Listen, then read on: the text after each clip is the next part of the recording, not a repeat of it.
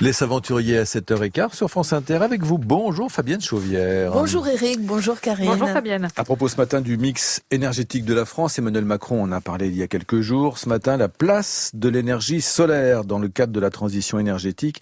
Eh bien, un chercheur français a consacré toute sa vie à ce sujet. Et si je vous en parle ce matin, c'est que ce chercheur, Daniel Linco, spécialiste de l'énergie photovoltaïque, directeur de recherche au CNRS, vient d'être nommé professeur au Collège de France pour 1 an et ce n'est pas rien.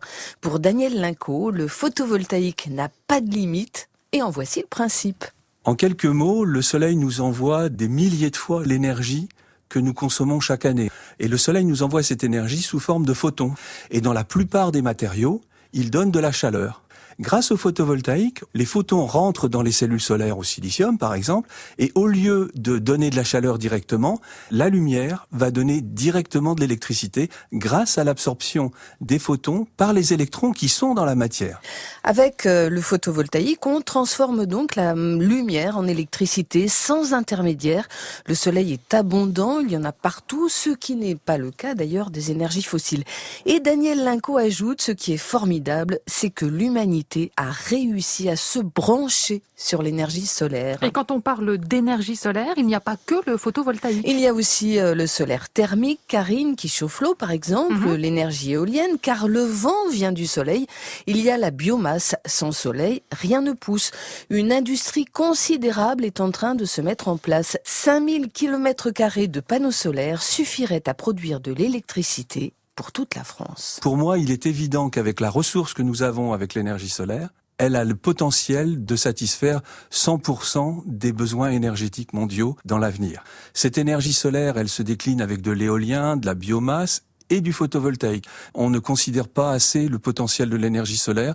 Je pense qu'il faut un mix énergétique, mais le rejet qu'on a en France me pose problème en tant que scientifique et en tant que citoyen. Et pourtant, le photovoltaïque est rentré au Collège de France. Ah oui, ça c'est extraordinaire. Et le fait que le photovoltaïque rentre en tant que science, mais aussi sur l'innovation technologique, c'est peut-être le plus beau signal qu'on puisse donner aujourd'hui sur l'importance de mobiliser en fait la France dans ce domaine-là également. Fabienne, le photovoltaïque est aussi parfois critiqué. Qu'en pense Daniel Linco ? Alors bien sûr, je l'ai interrogé à propos des matières premières nécessaires à la construction des panneaux, à propos de la recyclabilité, et puis à propos aussi de la Chine, très en tête sur le sujet, et qui s'en est emparée il y a longtemps. J'entends souvent que le solaire c'est fait avec des matériaux rares, parfois même des terres rares. En fait, c'est complètement faux. 95% des cellules photovoltaïques, c'est du silicium. Le silicium, c'est le deuxième élément de la croûte terrestre.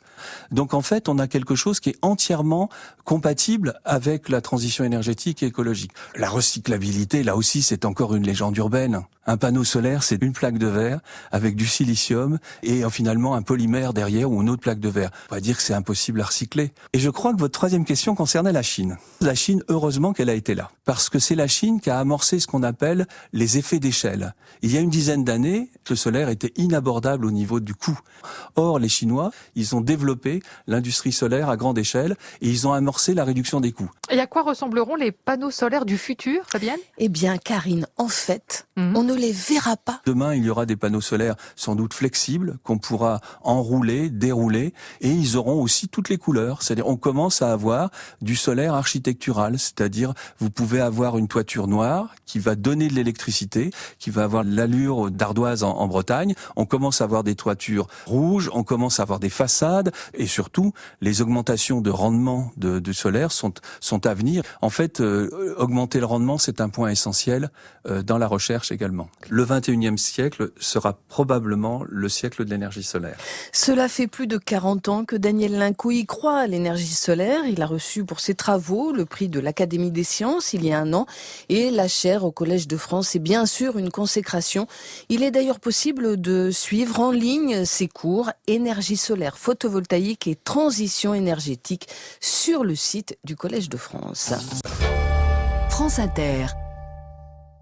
On est dans l'ambiance là, l'ambiance du marché. Bonjour François-Régis